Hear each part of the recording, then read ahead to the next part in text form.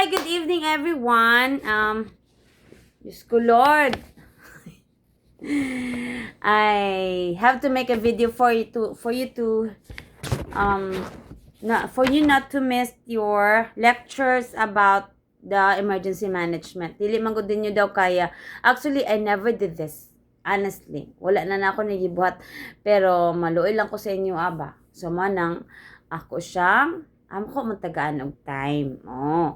So it would be an extra, pero actually mas nindot yun maka-appeal mo as a group kay mas ma-enjoy mo. Tapos you would know that it is not that easy to perform this certain procedure kay of course kuan man kanang sa tawag, you would understand that life is very much important and saving life isn't that easy also. So if you are called to be one, so meaning pwede you ka mag caregiver, di ba?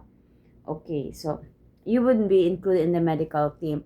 Nadugay lang ko since Ginoo ko I have a problem when it comes to my trainees before kay sometimes man go they're so pampered ba by me. So ang tendency man good to the extent DI is sometimes if they fail to use their what do you call this one, their papers while they're abroad, so they would going to do sour graping, or meaning ako ilang kasukaan nga dili sa maka-renew sila NC2. And besides that, it is your responsibility to renew your NC2. Dili na siya responsibility sa school. We could only remind you, or we could only tell you how unsa na buhaton or unsa ba dinha, but dili na mo ang responsibility gyud kay maskin ako I am a nurse by profession, wala na nako gi-blame sa Miss University kung dili ko maka-renew, di ba? Because it's my obligation. Ako na tanan, dili na siya sa school. Okay, tabian ko. So we were going to proceed. So just like all other modules, you were going to have your emergency management. So supposedly you won't be given a certificate if you cannot comply the required number of hours, which is 8 times 5, that is 40 hours in each BLS, and then we also have a standard first aid. But now I try to weigh things out. Much important is you have learned something from us, and of course bisan o it would be hard for me to assess whether you were going to what we call this one, you have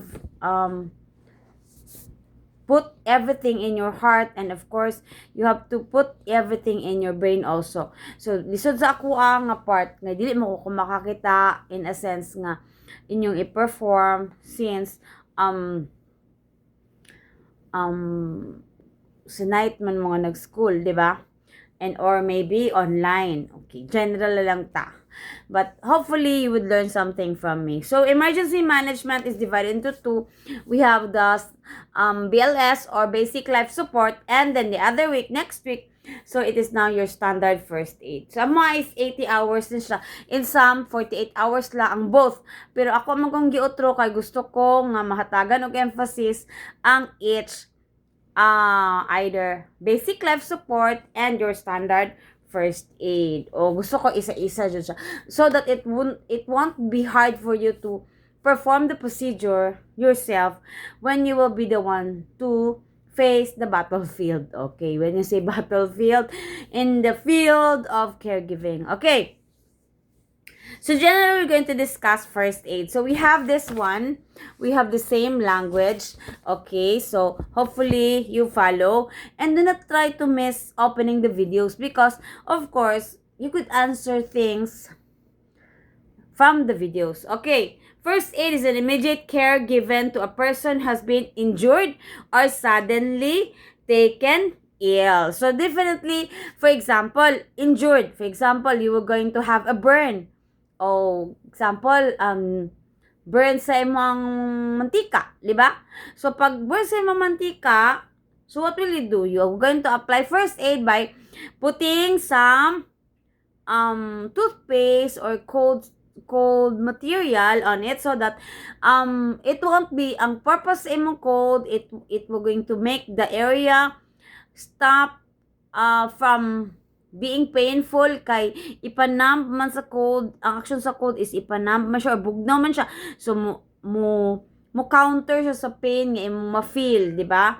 Another thing is kana pong imong buhaton, for example, anong paim na nimog tubig kung matukan, that is also first aid. Okay, so it is either self-help or home care if medical assistance is not available or delayed. Okay, so for example, kanang pagpainom nimo og paracetamol if ever nga gilantan ang person, so that is for you, that is also or already first aid. Okay, role of responsibilities of a first aider. One is bridge that fits the gap between the victim and then the physician. So you're going to perform, before you're going to bring the client to the hospital, syempre, aside from the finances that you are worrying about, so syempre, you're going to do some first aid. O, diba?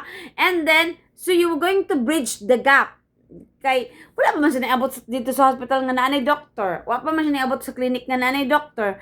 Next is, it is not intended to compete with or take the place of the services of the physician. You have to take note of that. Dili ba't pasabot kay mo na siyang gi-perform, you were going to act as a physician na. Dili. Kung dili, unsa na, you are going to bridge only and fills the gap between the victim and then the physician.